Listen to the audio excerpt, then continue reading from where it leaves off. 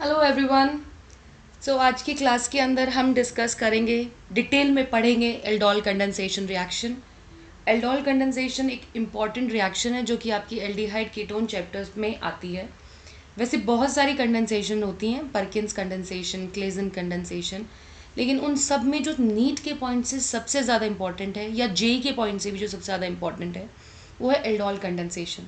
तो अभी इसमें हम जितने भी प्रोबेबल क्वेश्चंस फ्रेम होते हैं उसको हम डिस्कस करते हैं और बेसिक आइडिया लेते हैं कि क्या एल्डोल कंडेंसेशन होती है, किस तरीके से हम इसमें प्रोडक्ट फॉर्म्ड करते हैं और किन चीज़ों को हमें ध्यान देना है कि जब हम एल्डोल कंडेंसेशन रिएक्शन को पढ़ते हैं या फिर उसके क्वेश्चंस करते हैं।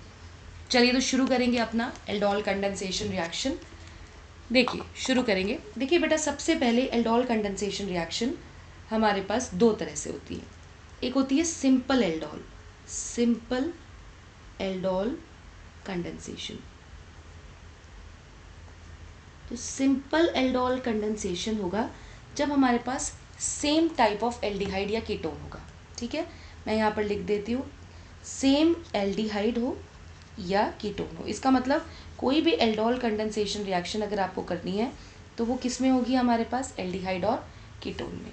कंडेंसेशन का मतलब होता है कि आप दो मॉलिक्यूल को कंबाइन कर रहे हैं और कुछ सिंपल मॉलिक्यूल एलिमिनेट कर रहे हैं, जैसे कि H2O। एडिशन और एल्डोल में यही डिफरेंस है। एडिशन रिएक्शन में जब आप कोई चीज़ ऐड करते हैं तो कुछ एलिमिनेट नहीं होता, लेकिन जब एल्डोल कंडेंसेशन में आप ऐड करते हैं तो हमेशा सिंपल मॉलिक्यूल एलिमिनेट होते हैं, जैसे कि वाटर। तो आपको इसको समझने के लिए ये समझना ज़रूरी है कि ऑर्गेनिक केमिस्ट्री में जब भी आप कोई रिएक्शन करते हैं तो एक इलेक्ट्रोफाइल होता है और दूसरा न्यूक्लियोफाइल होता है। न्यूक्लियोफाइल आप जानते हैं कोई भी ऐसी स्पीशीज़ जिसके पास इलेक्ट्रॉन ज़्यादा हो, इलेक्ट्रॉन रिच हो, और इलेक्ट्रोफाइल कोई भी स्पीशीज़ होती है जो इलेक्ट्रॉन डेफिशिएंट हो। ठीक है, तो सबसे पहले हम ये समझेंगे कि जो कार्बोनिल कंपाउंड्स होते हैं, कार्बोनिल, दीज आर कार्बोनिल, और स्पेशली एल्डिहाइड कीटोन। तो कार्बोनिल में जो ये कार्बन है, it is always act as a electrophile. इसको याद रखिए। ठीक है, एक एक आपको इलेक्ट्रोफाइल चाहिए, एक आपको न्यूक्लियोफाइल चाहिए। तो आपने इलेक्ट्रोफाइल पहले ही ढूंढ लिया कि इलेक्ट्रोफाइल कौन होता है, कार्बोनिल की कार्बन। अब हमें देखना है कि न्यूक्लियोफाइल। देखिए बेटा, इधर से ध्यान से, जो आपके पास एल्डिहाइड या कीटोन में, ठीक है, मैं इधर डैश बनाऊंगी क्योंकि इधर H भी आ सकता है और R भी आ सकता है। ठीक है, या आप R लिख लीजिए। R कोई H भी हो सकता है, एल्काइल भी हो सकता है, ठीक है, और यहाँ पर एराइल भी हो सकता है। बट मैंडेटरी क्या है, ये वाला पार्ट। ये देखिए, ये मेरे पास क्या है, CH3। यानी कि अगर मुझे एल्डोल कंडेंसेशन करनी है तो मेरे पास ये मेरे पास फंक्शनल ग्रुप है, तो इस कार्बन को मैं बोलूँगी एल्फा कार्बन। ठीक है, तो सबसे पहली चीज़ ज़रूरी है एल्डोल कंडेंसेशन में कि आपके पास क्या होना चाहिए, एक एल्फा कार्बन जिसके पास हो हाइड्रोजन, कंटेनिंग हाइड्रोजन, और इस हाइड्रोजन को हम कहते हैं एल्फा हाइड्रोजन। मतलब कि अगर आपके पास रिएक्टेंट में अल्फा हाइड्रोजन नहीं है तो आप एल्डोल कंडेंसेशन नहीं कर सकते। मैं आपको रिपीट कर रही हूँ, किसी भी रिएक्शन को करने के लिए ऑर्गेनिक में इलेक्ट्रोफाइल और न्यूक्लियोफाइल का पता होना ज़रूरी है। एक बात हम पहले ही कंफर्म कर चुके हैं कि कार्बोनिल कंपाउंड की जो कार्बन है दैट इज़ इलेक्ट्रोफाइल। अब हमें ढूंढना है न्यूक्लियोफाइल। लेकिन न्यूक्लियोफाइल पढ़ने से पहले मैंने आपको एक चीज़ क्लियरली कही कि एल्डोल कंडेंसेशन वहीं हो सकती है जहाँ पर एल्डिहाइड कीटोन यानी कार्बोनिल कंपाउंड में अल्फा कार्बन हो और अल्फा कार्बन के पास हाइड्रोजन हो, जिसको हम बोलते हैं अल्फा हाइड्रोजन।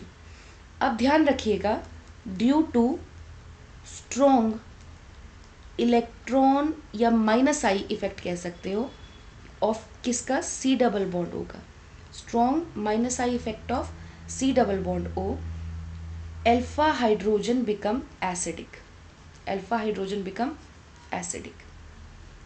तो एसिडिक है तो इसका मतलब हुआ कि ये जो अल्फा हाइड्रोजन है ये आसानी से H+ की फॉर्म में निकल सकती है। तो अगर ये H+ की फॉर्म में निकल गई तो यहाँ बन जाएगा आपका न्यूक्लियोफाइल। ठीक है, देखिए दूसरी चीज़ आपके लिए क्लियर हो गई। इलेक्ट्रोफाइल क्या था, कार्बन, और न्यूक्लियोफाइल कौन सी है? Alpha carbon. अल्फा कार्बन जिसके पास क्या है? हाइड्रोजन।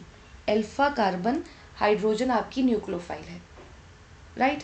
ये दो चीज़ें हैं, लेकिन आपको इलेक्ट्रोफाइल और न्यूक्लियोफाइल अलग अलग नहीं दिया होगा, आपको फाइंड आउट करना, और एक बार आपने जान लिया तो ये चीज़ कन्फर्म्ड है, ये बार बार बदलेगी नहीं। कार्बोनिल की कार्बन इलेक्ट्रोफाइल है, और कार्बोनिल के बराबर वाली कार्बन जिसको हम कह रहे हैं अल्फा कार्बन, अगर उसके पास एक भी हाइड्रोजन है तो वो न्यूक्लियोफाइल है। डन। इतना अगर आपको क्लियर है तो अब हम बस इनको कंबाइन करने का काम करते हैं। तो देखिए, क्योंकि मैं पढ़ रही हूँ सिंपल एल्डोल, तो मैं सबसे पहले एक सिंपल मॉलिक्यूल ही लेती हूँ। मैंने यहाँ पर लिया, देखो, कार्बोनिल, और मैंने एल्डिहाइड लिया, ठीक है। मैंने ऐसे दो एल्डिहाइड लिए क्योंकि एल्डोल कंडेंसेशन है, आपको दो मॉलिक्यूल को आपस में जोड़ना है और बिल्कुल एक जैसे। ये मैंने आपको समझाने की वजह से ओपन करके दिखाया है, ठीक है। अब देखिए क्या करना है, आपको पता है कि एक को आप इलेक्ट्रोफाइल कह दीजिए और अल्फा कार्बन के इस बॉन्ड को आप न्यूक्लियोफाइल कह दीजिए, ठीक है। अब होगा क्या कि ये जो H+ है ये कौन ले लेगा? Oxygen, right. H+ किसके पास चले गए? ऑक्सीजन के। और आपको इस बॉन्ड को यहाँ जोड़ देना है, इस पर। जब भी आप बॉन्ड जोड़ेंगे तो आपको कार्बन की वैलेंसी टेट्रावैलेंट ही रखनी है, तो इसका मतलब आपको ये बॉन्ड तोड़ना पड़ेगा, राइट। अब आपको इसको एज इट इज़ कंबाइन करके बनाना है। तो देखिए, इस मॉलिक्यूल में मैंने CH3, इसको बना दिया OH, इस H को मैंने यहाँ एज इट इज़ लिखा, और इससे ये जोड़ दिया, जिस पर अब मेरे पास सिर्फ 2 हाइड्रोजन है, क्योंकि एक हाइड्रोजन हम यहाँ दे चुके हैं, राइट। ये आपके पास एक एल्डोल प्रोडक्ट कंप्लीट। अगर आपको आगे हीट लिखा है तो आप कार्बोनिल की बराबर वाली कार्बन से हाइड्रोजन लेंगे और यहाँ से वाटर निकाल देंगे, अगर हीट लिखा है तो। अगर नहीं लिखा है तो आप यहीं छोड़ देंगे रिएक्शन। और देखिए, ये आपके पास बन गया अल्फा बीटा अनसैचुरेटेड एल्डिहाइड। देखिए मैंने क्या बोला, एल्डिहाइड की बराबर वाली कार्बन अल्फा और ये बीटा, और ये कैसा है? अनसैचुरेटेड, तो इसका नाम हुआ alpha beta unsaturated aldehyde, right. ये हुआ हमारे पास एल्डिहाइड। अच्छा, सिंपल एल्डोल में क्या अच्छी बात है कि आपका एक ही तरह का प्रोडक्ट बनता है, डिफरेंट प्रोडक्ट नहीं बनते, तो ज़्यादा टेंशन की बात ही नहीं है। प्रॉब्लम कहाँ आती है? जब हमारे पास मिक्स्ड या क्रॉस एल्डोल आती है, ठीक है, जहाँ सिंपल एल्डोल नहीं है, जहाँ डिफरेंट रिएक्टेंट है। चलिए, समझने के लिए हम एक और एग्जाम्पल लेंगे फिर से। अब हम एक काम करते हैं, कीटोन ले लेते हैं। तो अब मैंने यहाँ पर एक कीटोन लिया इस तरीके से, एक और सेम कीटोन लिया, क्योंकि हम पढ़ रहे हैं सिंपल एल्डोल। किसी एक को, अच्छा ये ध्यान रखेंगे, ये किसकी प्रेजेंस में होता है? एक्वस, या फिर लिखा होगा डाइल्यूट NaOH की प्रेजेंस में ये रिएक्शन होगी, ठीक है। डाइल्यूट NaOH लिखा होगा, ये ध्यान देंगे आप। अब हमें करना क्या है, मान लीजिए ये मैंने इलेक्ट्रोफाइल माना और इसको मैंने मान लिया न्यूक्लियोफाइल। तो इसको मैं समझाने के लिए, आप अपनी कॉप जब आप क्वेश्चन सॉल्व करें तब आप भी ऐसे कर सकते हैं। इस हाइड्रोजन को आप ऑक्सीजन पे जोड़ेंगे, ऑक्सीजन के डबल बॉन्ड को ख़त्म करेंगे और इसको जोड़ देंगे। तो देखिए आपके पास प्रोडक्ट कंप्लीट। इस CH3 को नीचे बना लीजिए ताकि समझने में आसानी रहे, OH, और इसको CH2 C double bond O CH3। अब सिंपली हीट करके आप यहाँ से एक H और एक OH निकालेंगे, यानी वाटर एलिमिनेट हो जाएगा, और अगेन आपके पास आ जाएगा अल्फा बीटा अनसैचुरेटेड कीटोन, ठीक है, अनसैचुरेटेड। अगर आप ये कंफ्यूज हो रहे हैं कि हमें H कहाँ से निकालना है, तो ध्यान रखिएगा कार्बोनिल और डबल बॉन्ड कॉन्जुगेशन में होंगे, डबल सिंगल डबल, तो आपको कन्फ्यूजन नहीं होगा। आई थिंक आपको सिंपली आसानी से समझ आ गया होगा कि हमें एल्डोल कैसे हो रही है, हम कर क्या रहे हैं, हम इलेक्ट्रोफाइल न्यूक्लियोफाइल को जोड़ रहे हैं, और लास्ट में आपको इजीली प्रोडक्ट बनाना आना चाहिए, ठीक है। अब हम बात करते हैं अपनी क्रॉस एल्डोल की, ठीक है, किसकी? क्रॉस एल्डोल की। तो क्रॉस एल्डोल में हमारे पास डिफरेंट रिएक्टेंट होंगे। जैसे मान लीजिए एक मैंने लिया एल्डिहाइड और एक मैंने लिया यहाँ पर कीटोन। ठीक है, डिफरेंट लिया है। आप 2 एल्डिहाइड भी ले सकते हैं लेकिन डिफरेंट होनी चाहिए, आप 2 कीटोन भी ले सकते हैं, वो भी डिफरेंट होनी चाहिए। कंडीशन क्या है, किसी एक के पास at least 1 carbonyl contain alpha hydrogen, alpha hydrogen. ठीक है, अच्छा मैं इसको ना 2 बार लिखती हूँ। 2 बार मैं इसलिए लिखती हूँ क्योंकि आप किसी जब आपके क्योंकि इसके पास भी अल्फा हाइड्रोजन है और इसके पास भी अल्फा हाइड्रोजन है, तो एक बार आपको इसका इलेक्ट्रोफाइल लेना पड़ेगा, एक बार दूसरे वाले का, तो दोनों पॉसिबल प्रोडक्ट बनाएंगे। ये भी रिएक्शन डाइल्यूट NaOH में होगी, तो हमें बहुत सारे प्रोडक्ट बनाने होते हैं इसमें, इस बात का हम ध्यान रखेंगे।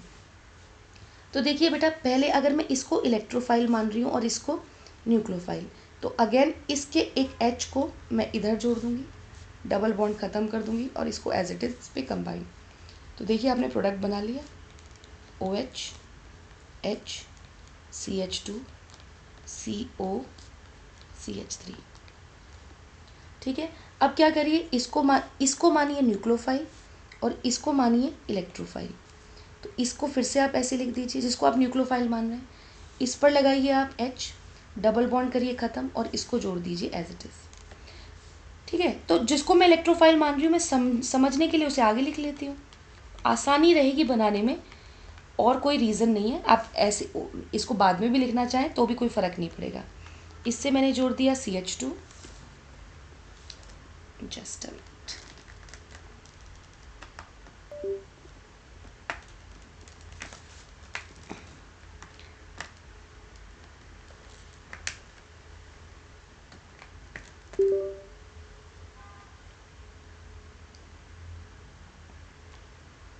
मेरे राइटिंग बोर्ड में शायद कुछ प्रॉब्लम आ रही है, but I fix it, no problem, will fix it.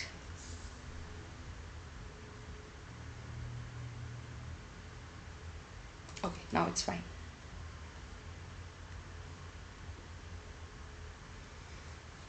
ठीक है, तो देखिए फिर मैंने इसको आगे जोड़ा CH2 C double bond OH। ठीक है, तो जब भी आप क्रॉस एल्डोल करेंगे, अगर दोनों के पास आपके पास अल्फा हाइड्रोजन है, तो आप इस बात का ध्यान रखेंगे कि आपको क्या करना होगा यहाँ पर, कि एक बार इसको इलेक्ट्रोफाइल लीजिए, एक बार इसको इलेक्ट्रोफाइल लीजिए, राइट। इसके साथ साथ बेटा आपको क्या करना है, सिंपल प्रोडक्ट भी बनाने हैं, क्योंकि आपसे कई बार क्वेश्चन आता है कि टोटल प्रोडक्ट्स क्या क्या होंगे, इस तरह का क्वेश्चन आएगा।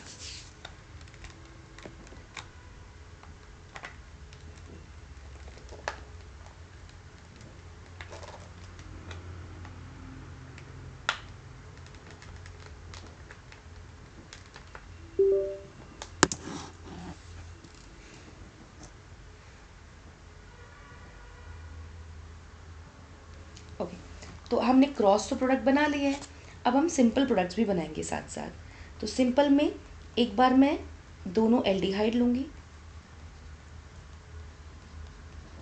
ठीक है, तो एक दोनों एल्डिहाइड ले लेते हैं, एक को इलेक्ट्रोफाइल मान लेते हैं, दूसरे को न्यूक्लियोफाइल। अगेन इसके एक H को हम यहाँ जोड़ेंगे और बाकी एज इट इज़ यहाँ पर, और डबल बॉन्ड ख़त्म। तो देखो ये बन गया CH3 OH H CH2। अच्छा मैंने इसमें आगे हीट नहीं लिखा है, इसलिए मैंने इसको आगे हीटिंग प्रोडक्ट नहीं बनाया, सिंपल यही प्रोडक्ट बनाया। इसी तरीके से आपने ये लिया, यहाँ पर दोनों कीटोन लिए। तो आप जब भी क्रॉस प्रोडक्ट बनाएंगे तो आप उनके डिफरेंट रिएक्टेंट के साथ भी बनाएंगे, मतलब क्रॉस भी बनाएंगे और सिंपल भी बनाएंगे, राइट। अगर उनके पास अल्फा हाइड्रोजन है तो, किसी एक के पास तो ज़रूर होगा, जिसके पास अल्फा हाइड्रोजन नहीं है उसके आपको सिंपल प्रोडक्ट बनाने की रिक्वायरमेंट नहीं होती। तो देखिए मैंने जैसा कि अभी पहले बनाया था वापस वैसा ही इसको बना दिया। तो अगर हमारे पास देखें तो हमारे पास कितने प्रोडक्ट बने हैं, ये हमारे पास प्रोडक्ट बने हैं कितने, 4। इसमें एक बार कई बार क्वेश्चन स्टीरियो केमिस्ट्री से भी रिलेट आ जाता है। तो मान लीजिए अगर मैंने आपसे यही क्वेश्चन पूछा और मैंने इसमें आपसे क्वेश्चन फ्रेम कर दिया कि भाई इसके टोटल प्रोडक्ट बनाइए एक्सक्लूडिंग स्टीरियो आइसोमर, इसमें हमने स्टीरियो आइसोमर काउंट नहीं करें, ठीक है। तो अगर एक्सक्लूडिंग स्टीरियो आइसोमर है तो आपके प्रोडक्ट कितने हो गए? 4। क्वेश्चन है फॉर एग्जांपल कि आपको ये रिएक्टेंट दे दिया है यहाँ पर एल्डिहाइड, कीटोन, यहाँ लिख दिया है डाइल्यूट NaOH, और आपसे पूछा है total products excluding stereo isomer, यानी आपको ना तो GI देखना है ना ही आपको OI देखना है, स्टीरियो आइसोमर। तो आपका आंसर क्या आ जाएगा? 4 प्रोडक्ट, जैसे हम पीछे बना चुके हैं। लेकिन अगर मान लीजिए आपसे ये क्वेश्चन आए कि आपको बताना है इसी में सेम क्वेश्चन में, लेकिन अब आपको टोटल प्रोडक्ट बना दें including stereo isomer, including stereo isomer. अच्छा, मैं इसको आगे हीटिंग नहीं बना रही हूँ, हीटिंग वाला भी क्वेश्चन करेंगे जो हीट करने के बाद प्रोडक्ट बना।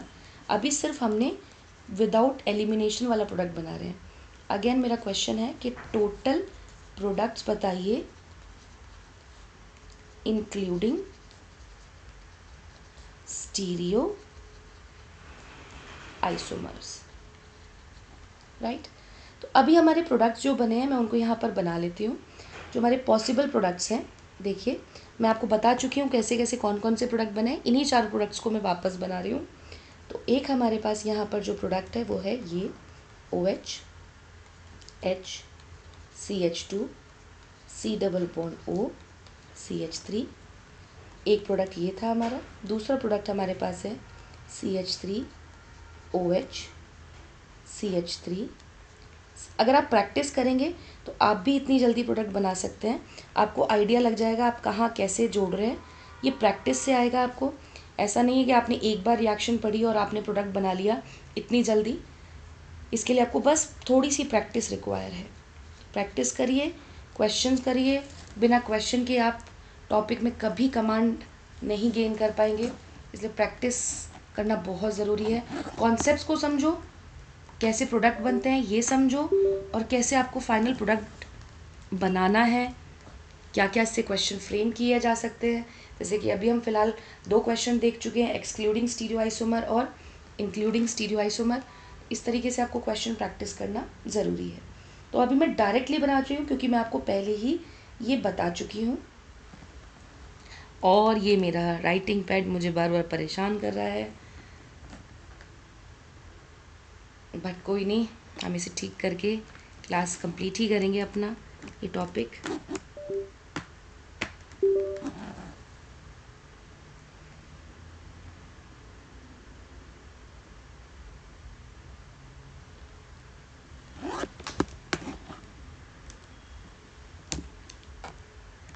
ओके, अब ये शायद बीच में ना रुके। चलिए शुरू करते हैं, अपना प्रोडक्ट कंप्लीट कर लेते हैं। ये हमारा प्रोडक्ट बना, and the last one is CH3OH CH3 CH2 C double bond O CH3। तो जब हम इंक्लूडिंग स्टीरियो आइसोमर देख रहे हैं तो बेटा देखिए इसमें या तो GI हो सकती है या OI। अब GI होगी जहाँ मल्टीपल बॉन्ड्स होंगे यानी डबल बॉन्ड्स होंगे, तो यहाँ पर ऑप्टिकल आइसोमर हो सकता है। ऑप्टिकल आइसोमर के लिए आपको सिंपल कायरल देखना है। तो देखो मुझे यहाँ क्लियरली दिख रहा है कायरल मतलब जिसके चारों ग्रुप अलग हों। तो मुझे ये कार्बन दिखाई दे रही है जिसमें यहाँ CH3 जुड़ा हुआ है, यहाँ ये ग्रुप जुड़ा हुआ है, यहाँ OH है, यहाँ H है। तो इस आइसोमर को मैं 2 काउंट करूँगी क्योंकि एक ये होगा एक इसकी मिरर इमेज, क्योंकि ये ऑप्टिकली एक्टिव है। जब मैं इसको देख रही हूँ यहाँ पर, तो देखो यहाँ पर भी मुझे ये कायरल दिख रही है कार्बन, तो ये भी मेरे कितने बनेंगे? 2।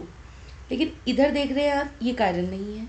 इधर देख रहे हैं, ये भी आपकी कायरल नहीं है। तो इनके आइसोमर आप कितने काउंट करेंगे? 1।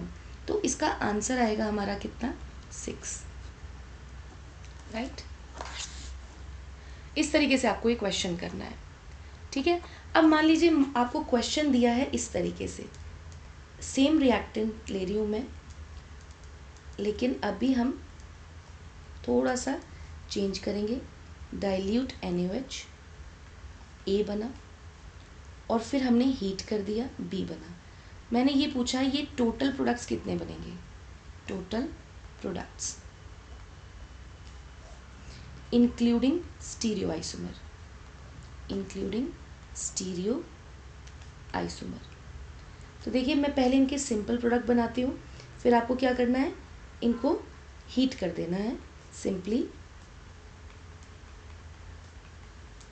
राइट। एक प्रोडक्ट ये बना हमारा, एक प्रोडक्ट हमने यहाँ पर ये बनाया था। जल्दी से बनाते हैं बिना टाइम वेस्ट करे। एक प्रोडक्ट हमने इसमें ये प्रोडक्ट बनाया था,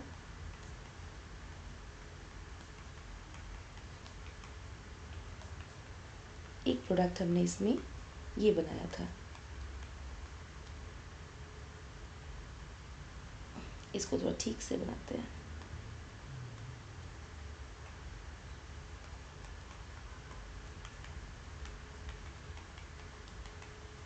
ठीक है, अब इनके हीटिंग प्रोडक्ट्स हैं, मैं यहीं पर इनको हीटिंग करके दिखा देती हूँ आपको, कम टाइम लगेगा। यहाँ से मुझे OH हटाना है, एक H हटाना है, इधर से भी मुझे एक OH हटाना है और एक H हटाना है, इधर से भी मुझे एक OH हटाना है, एक H हटाना है, इधर से भी एक OH हटाना है और एक H हटाना है। और मैं यहाँ लगा देती हूँ बीच में इनके डबल बॉन्ड्स। तो देखिए ये हमारे मेनली प्रोडक्ट्स इसमें बने हैं, जिन जो फाइनल हमारे हीटिंग करके प्रोडक्ट्स फॉर्म्ड हो रहे हैं। अब जब हमारे पास मल्टीपल बॉन्ड्स हैं तो हमें देखना है क्या, किसमें GI हो रही है। तो देखिए बेटा, GI की कंडीशन होती है जो डबल बॉन्ड है उसमें दोनों कार्बन पे डिफरेंट ग्रुप्स होने चाहिए। जैसे यहाँ CH3 और H है, यहाँ पर H और ये पूरा ग्रुप है, तो इसका मतलब ये शो करेगा GI, इसमें GI होगी। GI होगी तो एक सिस होगा, एक ट्रांस होगा, तो इसको भी आप 2 लिखेंगे। यहाँ देख सकते हैं ये जो डबल बॉन्ड है, यहाँ पर ये ग्रुप तो क्या हो गए सेम, तो ये कभी भी GI शो नहीं करेगा। अगेन फिर से देखिए, इस कार्बन के यहाँ CH3 और एक H, यानी ईच डबल बॉन्डेड कार्बन पे डिफरेंट ग्रुप होने चाहिए। इसमें भी ईच डबल बॉन्डेड कार्बन पे डिफरेंट ग्रुप होने चाहिए। ठीक है, तो ये आपका जो थर्ड कंपाउंड है ये भी क्या दिखा रहा है, यहाँ पर GI शो कर रहा है, तो इसके भी 2 बने। यहाँ देखो फिर से सेम ग्रुप आ गए, इसलिए ये भी GI शो नहीं करेगा। तो टोटल आइसोमर ये 1, ये 1, तो मेरे पास टोटल आइसोमर इसमें कितने हो गए, 6 हो गए, राइट। तो बेटा इस तरह से आपके पास क्वेश्चन फ्रेम होते हैं। पहले आप बेसिक सीखिए, टाइप ऑफ एल्डोल समझिए, फिर आप देखिए स्टीरियो आइसोमर को कैसे इंक्लूड करके हमने क्वेश्चन किया, ऑप्टिकल आइसोमर का भी किया, GI का भी किया। अगर हीटिंग के बिना प्रोडक्ट पूछा है तो ऑप्टिकल आएगा, हीट करने के बाद पूछा है तो GI आएगी। ठीक है, क्वेश्चन ऐसा भी हो सकता है कि आपको एक्सक्लूडिंग स्टीरियो आइसोमर पूछा जाए। अब हम देख लेते हैं कि बेटा ऐसा भी हो सकता है कि एक आपको दे दे यहाँ पर एसिटल्डिहाइड और एक आपको दे दे यहाँ पर फॉर्मल्डिहाइड। ठीक है, मैंने कहा था 2 डिफरेंट एल्डिहाइड भी हो सकते हैं, और यहाँ लिखा है डाइल्यूट NaOH। अब ध्यान देने की बात क्या है कि इसके पास अल्फा हाइड्रोजन है लेकिन इसके पास अल्फा हाइड्रोजन नहीं है। तो जिसके पास अल्फा हाइड्रोजन नहीं है ये ऑलवेज इलेक्ट्रोफाइल है, जिसके पास अल्फा हाइड्रोजन है ये एक्ट करेगा न्यूक्लियोफाइल। करना क्या है, इसको मुझे यहाँ जोड़ देना है, डबल बॉन्ड ख़त्म करना है, और एक H मुझे इधर जोड़ देना है।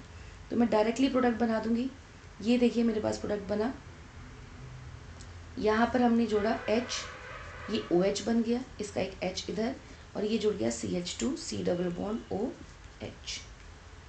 ठीक है, आप अगर हीट लिखा है फर्दर तो आप हीटिंग प्रोडक्ट बनाएंगे, लेकिन साथ के साथ इसका सेल्फ प्रोडक्ट भी बनाएंगे। इसका सेल्फ नहीं बन सकता, क्यों, क्योंकि इसके पास अल्फा हाइड्रोजन नहीं है। तो इसके साथ साथ हमारे पास एक प्रोडक्ट ये भी बनेगा। ठीक है, तो यही चीज़ मैंने आपको बोला था, इसका आपको ध्यान रखना है। अगर दोनों के पास अल्फा हाइड्रोजन है तो दोनों के सेल्फ प्रोडक्ट बनेंगे, अगर एक के पास अल्फा हाइड्रोजन है तो एक का सेल्फ प्रोडक्ट बनेगा। तो आपके पास ये 2 प्रोडक्ट इसके अंदर फॉर्म्ड होंगे। इसमें आप देख सकते हैं कहीं ऑप्टिकल एक्टिविटी नहीं है, लेकिन इसके अंदर ऑप्टिकल एक्टिविटी है। तो आई थिंक आपको ये एल्डोल का टॉपिक पूरी तरीके से क्लियर हुआ होगा। एल्डोल रिएक्शंस हमें कैसे करनी है, कैसे सॉल्व करनी है। अगर आपको इसकी PDF चाहिए तो आप कमेंट सेक्शन में मुझे लिखना, मैं आपको इसकी PDF प्रोवाइड कर दूँगी। ठीक है, और जल्दी मैं आपके साथ अपना टेलीग्राम चैनल भी शेयर करूँगी, जिसमें आपको अगर कोई क्वेश्चन पूछना है, डाउट पूछना है तो आप मुझसे पूछ सकते हैं, और आपको बाकी PDF भी अवेलेबल हो जाएंगी। लेकिन अभी फ़िलहाल के लिए आप कमेंट सेक्शन पे लिखना मुझे अगर आपको PDF की रिक्वायरमेंट है। And guys don't forget to share this session with your friends. Like करो सेशन को, चैनल को सब्सक्राइब करो, बेल आइकन को प्रेस करो, ताकि आपको नई जो क्लासेस हैं या नए टॉपिक पे जो मैं क्लासेस फ्रेम कर रही हूँ उसका नोटिफिकेशन मिलता रहे। Thank you so much guys, और नीट की प्रिपरेशन करते रहो, एनसीईआरटी पढ़ो, ज़्यादा से ज़्यादा सवालों को प्रैक्टिस करो। Thank you so much, bye bye, take care.